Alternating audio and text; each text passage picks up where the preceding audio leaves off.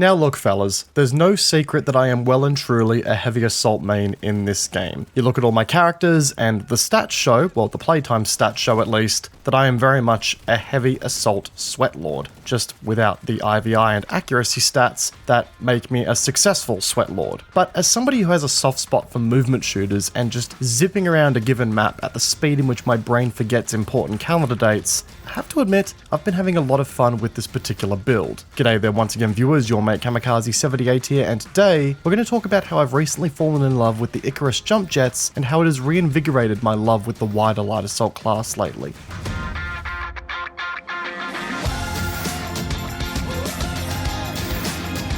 So I want to make one thing abundantly clear here. I am not an early adopter or pioneer by any means at all with this video. I like to think that with more time and a brain synapse activation that I simply don't have the capacity to facilitate, I might have eventually come up with this on my own. But that's not how I operate. Instead, here's the story. Those of you may remember that a long time ago in our light assault class guide, I kinda made a remark about the Icarus Jump Jets. And I quote here, "If I'm being completely honest, these are the jets that are the least useful that are in the game as of right now." And now, here I am today in a video zooming around with them.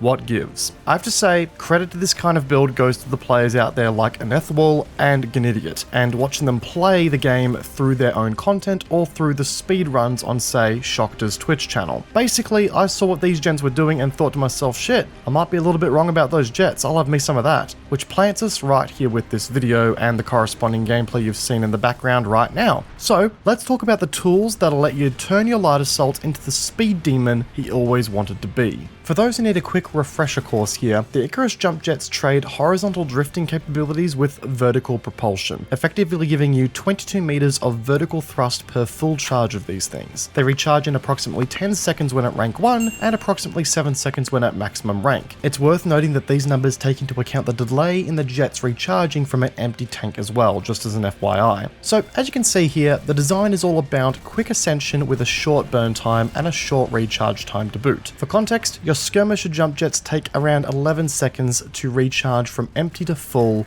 after a full tank burn, and that's at the maximum rank as well. So, what's not to like here? Well, the horizontal movement with the Icarus Jump Jets feels like you're trudging through what can only be described as an airborne mud bath. Sort of like you're stuck by a tractor beam that you can only escape by, going upwards. Point being, you have to get a little bit closer to hugging the wall of the building you're intending to climb than you would be used to, otherwise you're not going to get anywhere. Also, there's a couple of structures that aren't exactly normal in this game, in the sense that they've got little bits and bobs sticking out that can get in the way and can just sort of bonk you on the head and send your flying ass straight back to light assault horny jail, so that's worth considering as well. But with the power of impulse technology, whether that be an impulse grenade or the underbarrel impulse launcher, we can turn the Icarus Jump Jets into something truly special by just eliminating that lack of horizontal momentum that they come with out of the gate, which is where things get really interesting. As some of you may remember in that aforementioned light assault guide, we spent some time talking about jump pad drifting, where you can use horizontal momentum gained via base jump pads and vertical momentum gained by your jump jets to fling you long distance that you wouldn't normally be able to reach otherwise. You do this by hitting a jump pad and then facing the quote-unquote anchor point of where you would like to rotate around while carrying this momentum to elongate your jump and reach new targets. Now you see guys, the same concept applies to any kind of impulse grenade and the Icarus Jump Jets. I mean, it also works with the skirmisher jets, but I've caught on to just how good it is with the Icarus Jump Jets as of late. All you need to do is jump,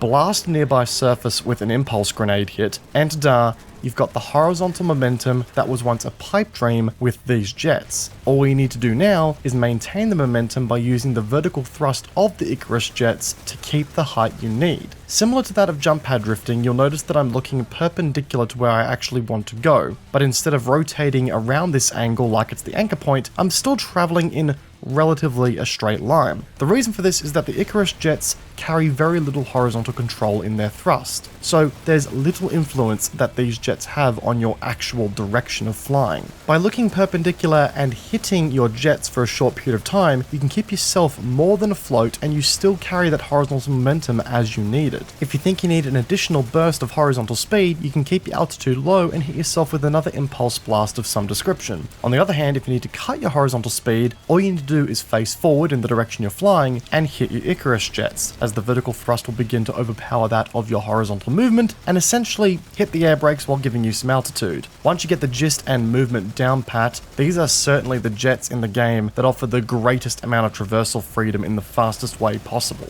And once you nail it, this is the kind of build that gives you the yeetability of ambush jump jets without needing to wait for a cooldown to use them every so on and so forth, because they don't need a full charge to be activated. But they also give you speed and aggressiveness vertically as well, which opens so many more opportunities for you as a player in more environments and just makes this an incredibly aggressive and fun build to play. Speaking of the build, let's go over how I have this thing set up really quickly. Obviously, the Icarus Jump Jets and the Impulse tech is important to have, but you still need to be able to effectively kill things here. So, primary weapon wise, I like to run the carbine that sports a stupidly good hipfire profile. More on that in a second, but things like the GD7F, AF4A Bandit, LC2 Lynx, LC3 Jaguar, Serpent, or VX6-7 are great picks for this kind of high octane loadout. As you've probably seen by now, I'm also running the Punisher in my secondary slot with the Impulse underbarrel launcher with an additional 2 Impulse grenades in the grenade slot. This gives me a good range of options for Impulse tech, and I find myself taking the time to switch to the Punisher if I feel like I have the time to do so, saving the main grenades for when I need a fast application of boost. Implant wise, I like to run Avoidance because, well, no one likes Spitfire turrets tracking you as you zoom through the air like a budget radar. Also, you can see I'm running Regeneration because having access to C4 is also just a total meme with this loadout, and there have been times where I've zoomed past a Mach suit, dropped C4, detonated it before I've even landed and before he even knew I flew past him.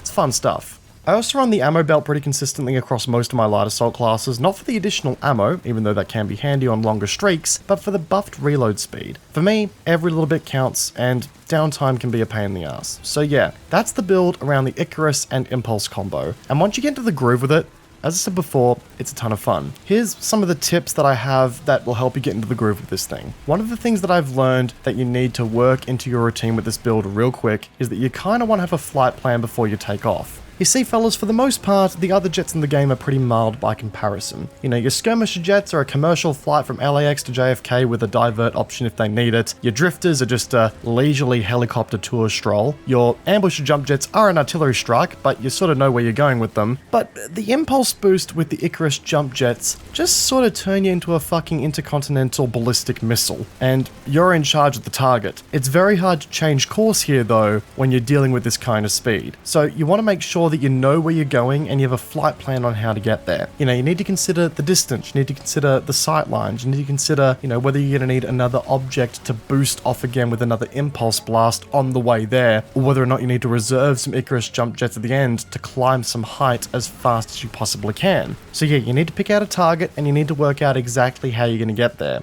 If you can, it's always best to stay as low as possible for as long as possible when flying this super speed mode as well. Sure, you'll be moving fast, but the more time you spend in the air up high, the more people will have a line of sight on you. Not to mention that, well, you're going to be spending a lot of time controlling yourself and not shooting at the opponents, so, well, you're going to be a bit distracted. On top of that, because you'll be sort of looking perpendicular to where you're flying and therefore won't be looking forward and at potential targets, don't fly directly at a target, you know, look at the environment, sort of think about where enemies are looking, think about where enemies are shooting, and try and find a way to sort of sneak in behind them or meander your way out of their line of sight for while you're moving. And beyond just, you know, the movement and breaking the sound barrier at a moment's notice, the Icarus jets also bring about some unique opportunities in moment-to-moment combat as well. I have to say, it's pretty bloody funny getting into a fight with somebody only to launch away in front of them straight to the heavens as though they picked a fight with an active NASA space program. Very rarely do people expect to see somebody that they're fighting against just start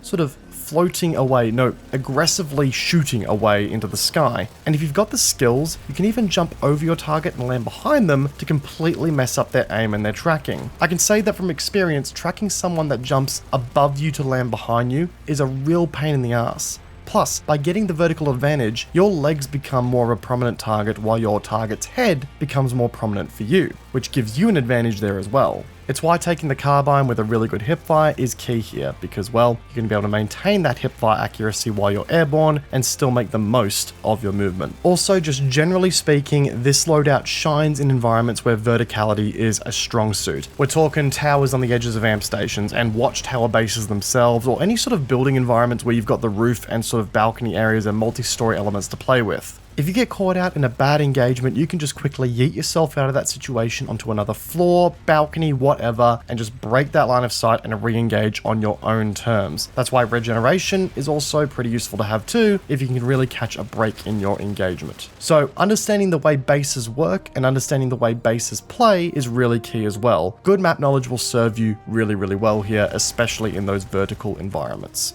But guys, that sort of wraps up today's video, talking about this little light assault class that I've been playing with a lot lately. Just figured I'd do a fun little loadout video showing you guys what I've been using in game and how enjoyable it's been. If you guys want to see more of this, where I sort of talk about different loadouts I'm having success with and experiences with in game that I'm really enjoying, then feel free to let me know in the comment section down below, and by giving the video a like. It goes a long way in supporting the channel, and it shows me what you guys are enjoying for future reference. If you guys are new to the channel, consider subscribing, as it does go a long way in supporting the channel, and it keeps you up to date with whenever we either release a new video or go live. Because yes, we do live stream here directly on YouTube. Exciting things are coming in the month of August, by the way. And as always guys, if you want to continue to support me further, then consider a channel membership by clicking the join button down below, and also following us on our social media and joining our Discord. We have some great conversations there as well. Once again guys, I hope you enjoyed today's video. Peace out, and I will see you guys all in the next one. Take care guys, have a good one.